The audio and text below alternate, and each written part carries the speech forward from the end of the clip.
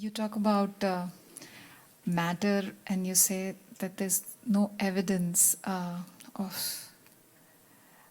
it being there.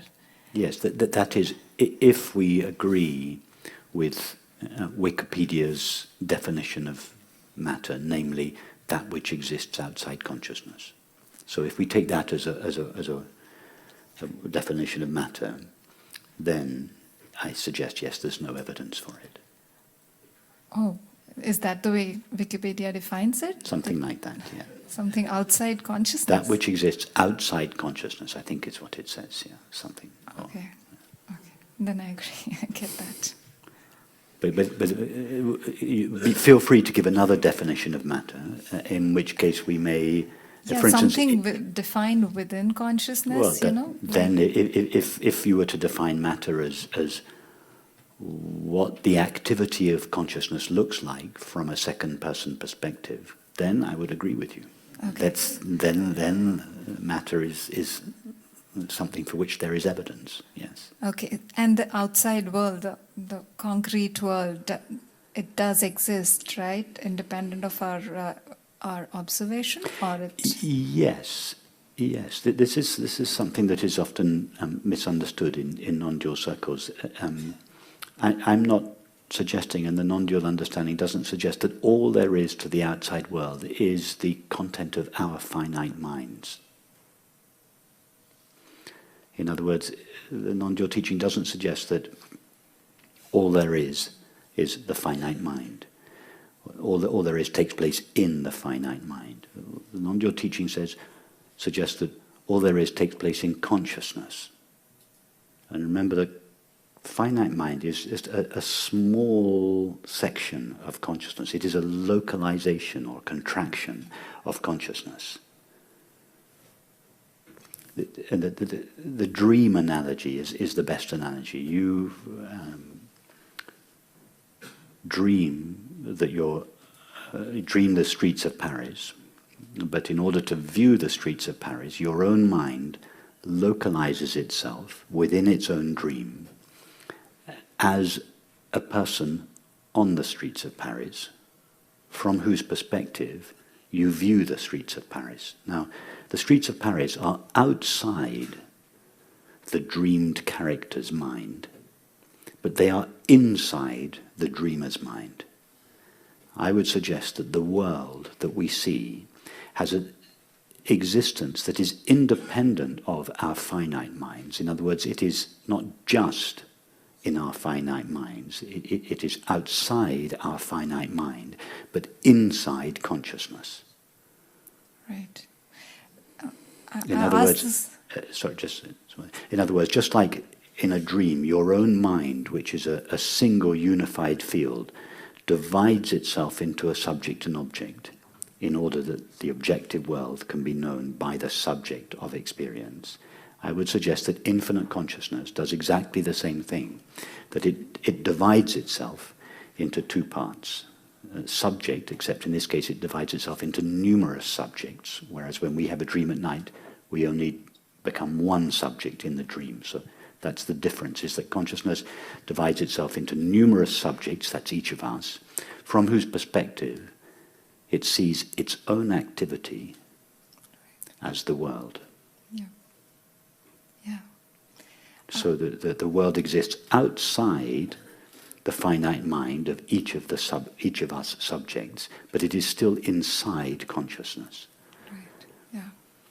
Yeah, I get that. But if you've heard of the double slit experiment, which in quantum physics, yes, because it kind of implies that only when you observe, matter localizes. Otherwise, yes. It's just a probability. I would also suggest that the world is only appears the way it does because of the structure of our minds. For instance, if a dog was sitting here next to me now, the dog would look at the same reality, but would perceive it different from you and I. Why? Because the structure of the dog's mind is different, and the mind superimposes its own limitations on everything that it knows. Yep. So the analogy I use, if you're wearing orange-tinted glasses, the snow will appear orange. If you're wearing green-tinted glasses, the snow will appear green. Blue-tinted glasses, the snow will appear blue. The snow itself doesn't have any color, it's white. But the mechanism through which we view the world imposes its own limitations and makes the world appear in a way that is consistent with those limitations. Now, our minds are structured in 4 dimensions, 3 dimensions of space and 1 of time. And therefore, surprise, surprise, reality appears as time and space in 4 dimensions.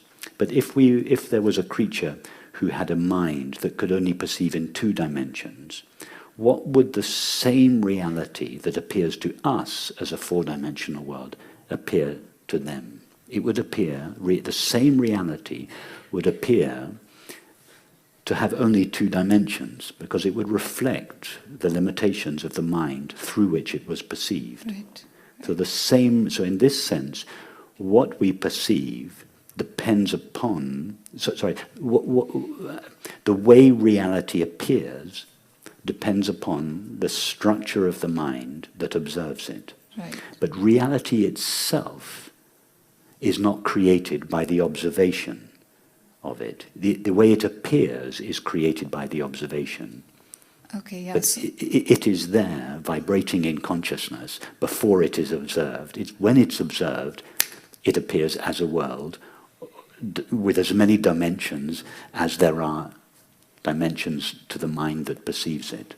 Right. Okay. So the way it looks to us, it may not look like that to somebody who's capable of perceiving in maybe 10 dimensions. Or something like that. We have to be open to the possibility that there may be minds which are structured with different faculties than our own faculties. For instance, we have 5 sense organs. We see, hear, touch, taste, and smell. And surprise, surprise, the world that we experience seems to consist of sights, tastes, sounds, textures, and smells. Yeah. Well, is that a coincidence? No, I don't think so.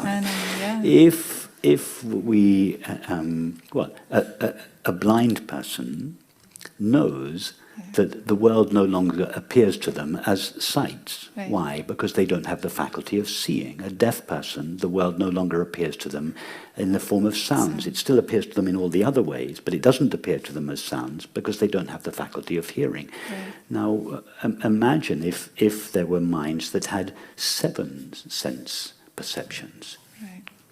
We can't imagine what the 2 extra sense perceptions would be, because everything we can imagine is conditioned by the limitations of our own mind. But imagine that there were 2 other kinds of experience, ways of perceiving or sensing.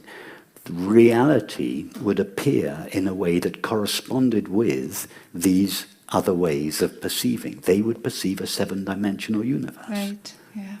So just from this one more, because the science is now coming to things like 10 dimensions, and it's coming to the threshold of that, but we have only our mind, which is not capable of perceiving 10 dimensions. Do you think the science that comes through us, that's all that we know, is capable of handling this? It's one thing to have a concept of a 10-dimensional universe. It's another thing to have an experience of a 10-dimensional universe. And to experience a 10-dimensional universe, your mind would have to have 10 dimensions. Yeah. So I don't, just as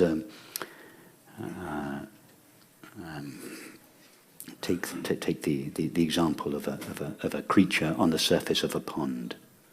A creature lives on the surface of the pond, and they can only perceive in 2 dimensions, forwards and backwards, but they can't perceive up and down.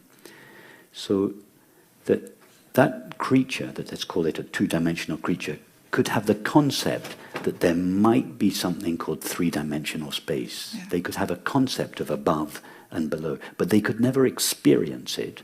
Right. Because their mind only operates in forwards and backwards, sideways, 2 dimensions. So a scientist can have a concept of a 10-dimensional universe, but not an experience. So then we have to question the validity of the concept. What is the basis for it in experience? Right. So there will be that inherent limitation that our mind will have on the science that we practice, right? I mean, they may Absolutely. postulate. Everything that our mind knows or perceives appears in accordance with the limitations of that mind.